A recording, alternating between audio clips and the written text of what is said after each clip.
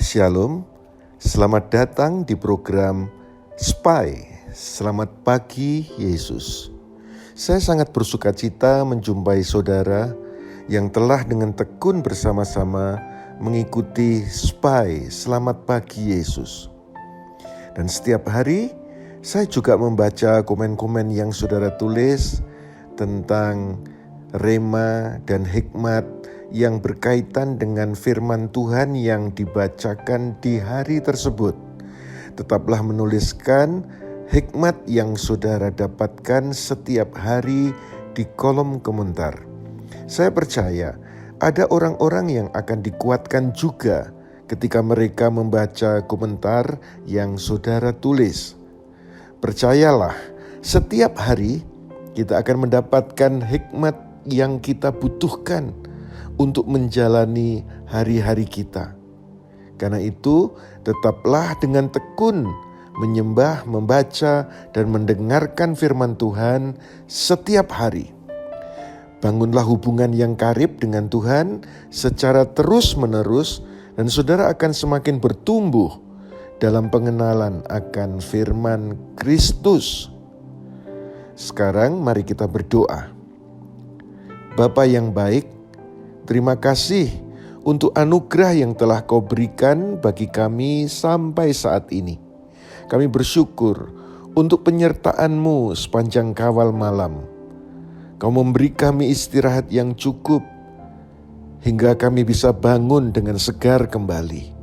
Terima kasih Bapa, saatnya kami mau menyembah dan mendengarkan firman-Mu.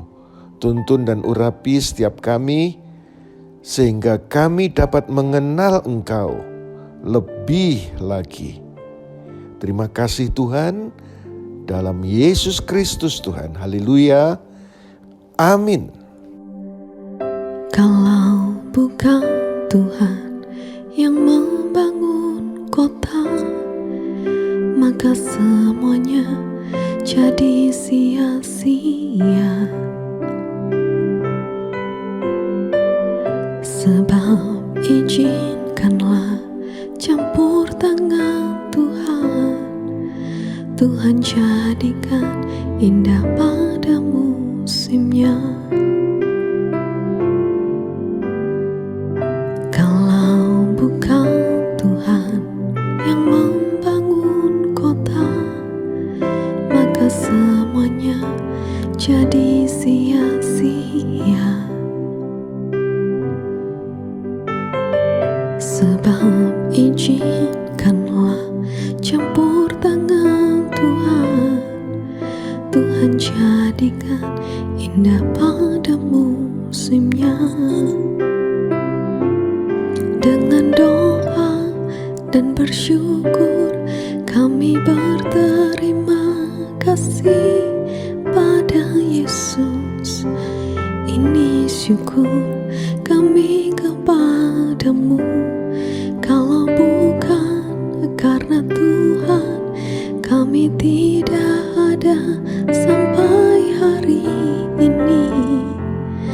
Sungguh nyata semua kebaikan-Mu.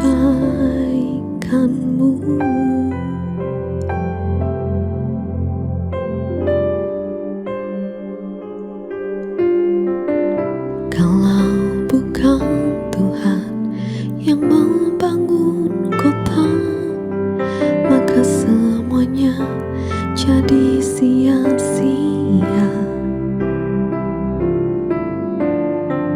Sebab izinkanlah campur tangan Tuhan, Tuhan jadikan indah pada musimnya. Dengan doa dan bersyukur kami berterima kasih pada Yesus. Ini syukur kami kepadamu. Kalau bukan karena Tuhan, kami tidak ada sampai hari ini.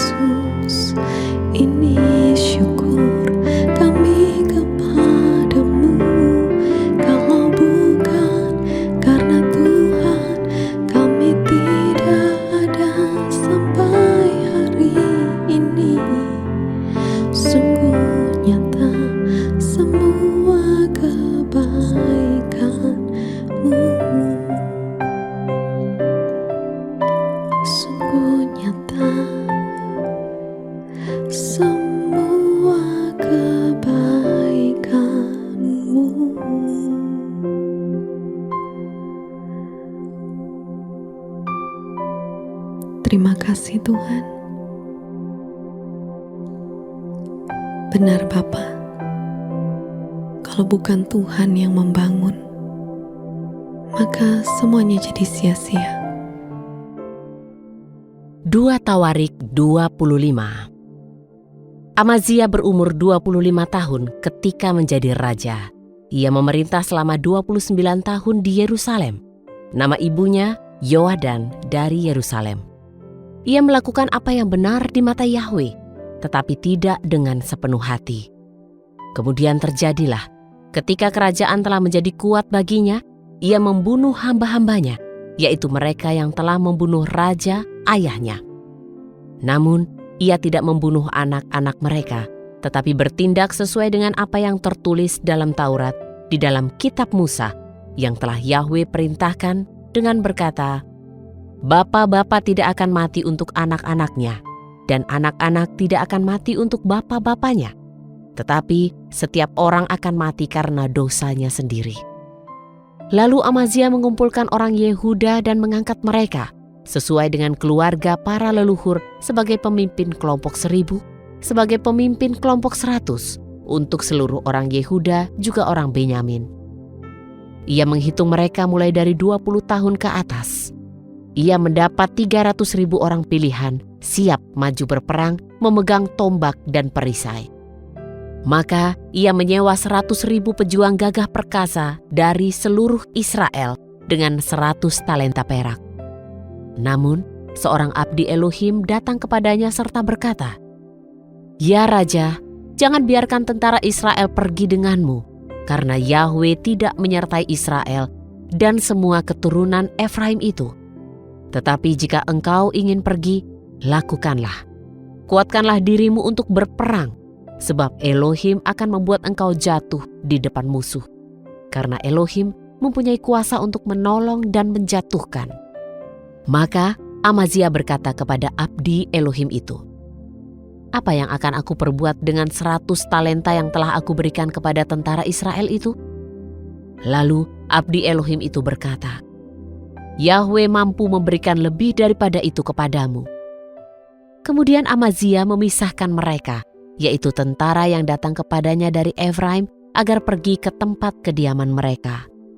Maka amarah mereka berkobar dengan sangat terhadap Yehuda. Mereka pun kembali ke tempat kediaman mereka dengan amarah yang menyala-nyala. Sesudah itu, Amazia memperkuat dirinya, lalu memimpin rakyatnya berjalan ke lembah Asin, lalu memukul 10.000 orang keturunan Seir. Keturunan Yehuda menawan hidup-hidup 10.000 orang serta membawa mereka ke suatu puncak Bukit Cadas, lalu mencampakkan mereka dari puncak Bukit Cadas itu sehingga mereka semua hancur. Adapun prajurit-prajurit tentara yang telah Amazia pulangkan supaya tidak pergi bersamanya ke dalam peperangan, kemudian menyerbu kota-kota Yehuda, mulai dari Samaria bahkan sampai Bet-Horon. Mereka membunuh 3.000 orang daripadanya, juga mengumpulkan banyak jarahan. Kemudian terjadilah, setelah Amazia datang dari mengalahkan orang-orang Edom itu, ia membawa para ilah Bani Seir, lalu mendirikannya sebagai ilah-ilah bagi dirinya, menyembah mereka serta membakar dupa untuk mereka.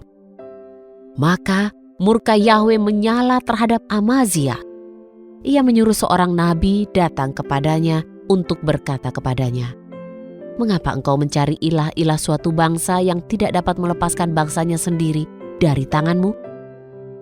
Maka terjadilah, dalam pembicaraannya ia berkata kepadanya, "Apakah kami telah menunjuk engkau sebagai penasihat raja? Berhentilah, mengapa mereka harus memukulmu?" Lalu nabi itu berhenti serta berkata, "Aku mengetahui bahwa Elohim telah mempertimbangkan untuk menghancurkan engkau, karena engkau telah melakukan hal ini dan tidak mendengarkan nasihatku." Sekarang Amazia Raja Yehuda berunding dan mengutus kepada Yoas anak Yoahas, anak Yehu, Raja Israel, dengan mengatakan, "Datanglah, biarlah kita saling berhadapan." Lalu Yoas Raja Israel menyuruh orang kepada Amazia Raja Yehuda dengan mengatakan, duri yang ada di Libanon mengirim pesan kepada pohon aras yang di Libanon dengan berkata, "Berikanlah anak perempuanmu kepada anak laki-lakiku sebagai seorang istri."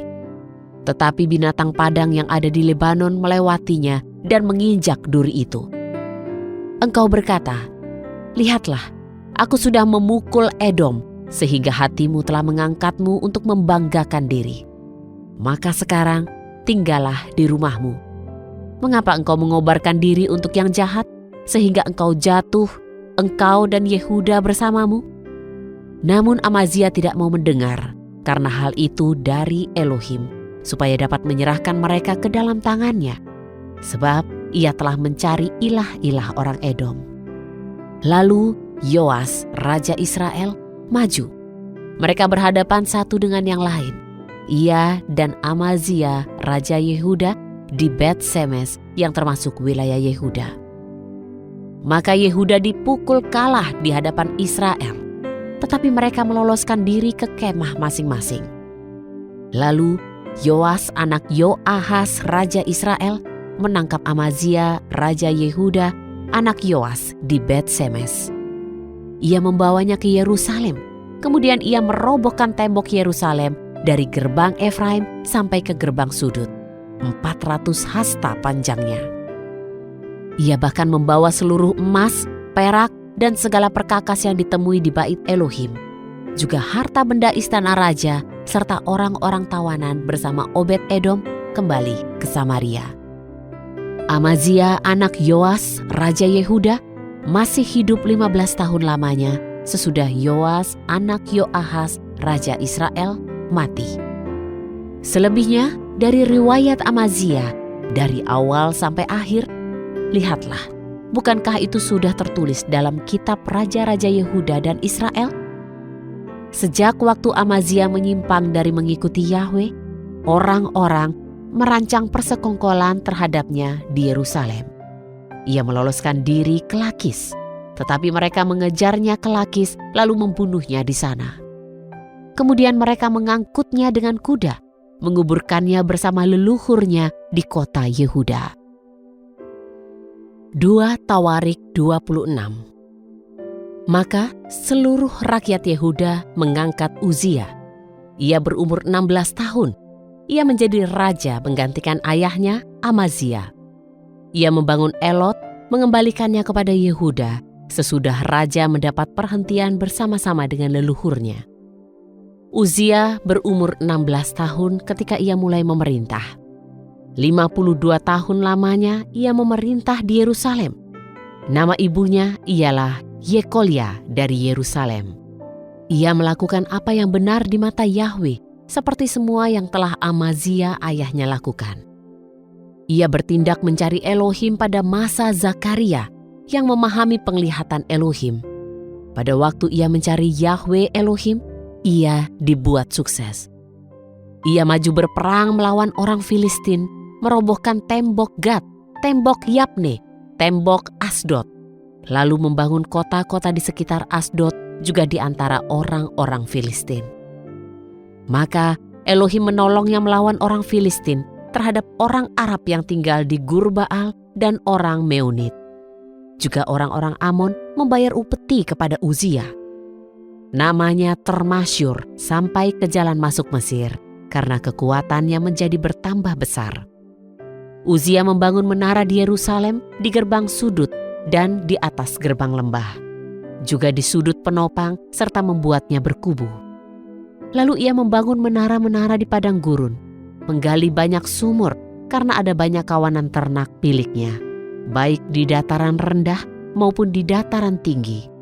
Para petani dan penjaga kebun anggur ada di gunung-gunung dan di Karmel, karena ia adalah seorang yang mencintai pertanian. Selain itu, Uzia mempunyai tentara yang mahir berperang, yang maju berperang dalam laskar-laskar menurut jumlah bilangan berdasarkan hitungan tangan panitera Yeyel, pejabat Maaseya di bawah pimpinan Hananya, salah seorang panglima raja. Jumlah seluruh kepala pemimpin pahlawan-pahlawan yang gagah perkasa ada 2.600 orang. Pada tangan mereka ada pasukan yang gagah perkasa, 307.500 orang yang melakukan peperangan dengan kekuatan yang gagah perkasa untuk membantu raja melawan musuh. Kemudian Uzia menyiapkan bagi seluruh pasukan itu perisai, tombak, ketopong, baju zirah, dan busur, serta batu umban. Di Yerusalem, ia membuat peralatan-peralatan penemuan seorang ahli, agar ada pada menara-menara juga pada sudut-sudut untuk menembakkan anak-anak panah dan batu-batu besar. Maka namanya termasyhur sampai ke tempat yang jauh karena ia telah ditolong secara menakjubkan hingga ia menjadi kuat. Tetapi ketika ia menjadi kuat, hatinya sombong dan ia menyebabkan kehancurannya. Ia bertindak tidak setia terhadap Yahwe Elohimnya dengan masuk ke bait Yahwe untuk membakar dupa di atas mezbah dupa. Namun Imam Azaria datang dari belakang dan 80 imam Yahwe bersamanya, orang-orang yang penuh keberanian. Mereka berdiri di depan Raja Uzia dan berkata kepadanya, "Hai Uzia, engkau tidak berhak membakar dupa untuk Yahwe. Hanyalah imam-imam keturunan Harun yang telah dikuduskan yang berhak membakar dupa. Keluarlah dari tempat kudus itu, karena engkau telah melakukan pelanggaran. Engkau tidak akan mendapatkan kehormatan dari Yahwe Elohim." Lalu Uzia menjadi marah. Di tangannya ada anglo kedupaan untuk membakar dupa. Lalu dengan meluapnya amarah terhadap para imam, maka timbullah penyakit kusta di dahinya di hadapan para imam di bait Yahwe di dekat mezbah dupa. Maka imam kepala Azaria dan semua imam lainnya melihatnya karena ia terjangkit kusta pada dahinya. Mereka mengusirnya dengan segera dari sana. Ia sendiri tergesa-gesa untuk pergi karena Yahwe telah menulahinya. Raja Uzia pun terjangkit kusta sampai pada hari kematiannya. Ia tinggal di rumah pengasingan sebagai orang yang sakit kusta. Karena ia telah dikucilkan dari bait Yahwe, maka Yotam anaknya di istana raja menghakimi negeri itu. Selebihnya dari perbuatan Uzia dari awal sampai akhir, Nabi Yesaya anak Amos telah menuliskannya. Kemudian Uzia berbaring bersama leluhurnya. Mereka pun menguburkannya bersama leluhurnya di padang dekat pekuburan raja-raja. Karena mereka berkata, ia seorang yang terjangkit kusta. Yotam anaknya menjadi raja untuk menggantikan dia. Ibrani 10. Hukum Taurat hanyalah bayangan dari keselamatan yang akan datang, dan bukan hakikat dari keselamatan itu sendiri. Tidak mungkin hukum Taurat menyempurnakan mereka yang terus-menerus datang membawa kurban persembahan yang sama setiap tahunnya. Sebab, jika mereka yang beribadah telah disucikan dari dosa sekali untuk selamanya, mereka tidak akan lagi memiliki kesadaran dosa, dan kurban tidak perlu lagi dipersembahkan. Tetapi justru oleh kurban yang dipersembahkan, orang diingatkan akan dosa-dosa mereka setiap tahunnya. Sebab sangatlah mustahil darah lembu jantan dan darah kambing jantan menghapuskan dosa. Oleh karena itu, ketika datang ke dunia ini, dia berkata, "Kurban dan persembahan tidak engkau kehendaki, tetapi engkau telah menyediakan tubuh bagiku. Engkau tidak berkenan akan persembahan bakaran dan kurban penghapus dosa." Maka aku berkata, "Lihatlah, aku datang untuk melakukan kehendak-Mu ya Elohim, sebagaimana tertulis tentang aku di dalam gulungan kitab." Sebelumnya dia berkata, "Engkau tidak menghendaki dan tidak berkenan akan kurban dan persembahan, persembahan bakaran dan kurban penghapus dosa, meskipun itu dipersembahkan menurut hukum Taurat." Lalu dia berkata, "Lihatlah, aku datang untuk melakukan kehendak-Mu ya Elohim." Dengan demikian, dia menghapus yang pertama, supaya dia dapat menegakkan yang kedua. Oleh kehendaknya, kita telah dikuduskan melalui persembahan tubuh Yesus Kristus, sekali untuk selama-lamanya. Setiap imam melakukan pelayanan hari demi hari dan berulang-ulang untuk mempersembahkan kurban yang sama, yang tidak pernah dapat menghapuskan dosa.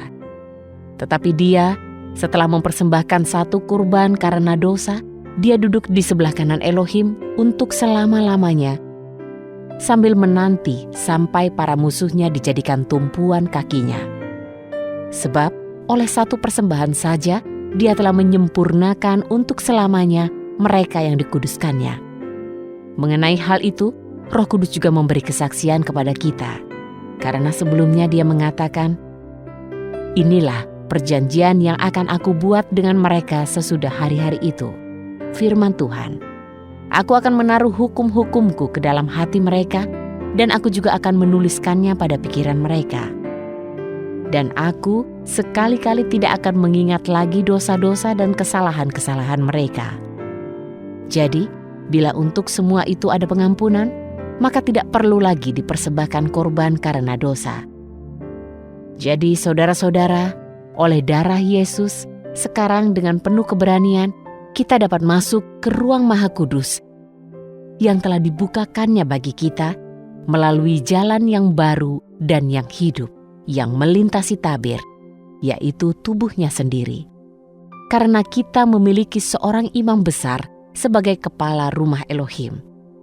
Marilah kita datang mendekat dengan hati yang tulus dan keyakinan iman yang penuh, karena hati kita telah dibersihkan dari rasa bersalah dan tubuh kita telah dibasuh dengan air yang murni. Marilah kita memegang teguh pengakuan tentang pengharapan kita, karena Dia yang berjanji adalah setia. Hendaklah kita saling memperhatikan, supaya kita dapat saling mendorong dalam mengasihi dan dalam berbuat baik. Janganlah menjauhkan diri dari pertemuan ibadah kita seperti kebiasaan beberapa orang. Tetapi marilah kita saling menasihati dan lebih giat melakukannya menjelang hari Tuhan yang semakin mendekat. Sebab jika dengan sengaja kita terus berbuat dosa, sesudah menerima pengetahuan tentang kebenaran, maka tidak ada lagi kurban untuk menghapus dosa itu, melainkan penghakiman yang mengerikan dan nyala api yang dahsyat yang akan menghanguskan musuh-musuh Elohim. Orang yang menolak hukum Musa atas keterangan 2 atau 3 saksi akan dihukum mati tanpa belas kasihan. Betapa beratnya hukuman yang harus dijatuhkan atas orang yang menginjak-injak putra Elohim di bawah kakinya, yang menganggap najis darah perjanjian yang telah menguduskannya dan yang juga menghina roh anugerah.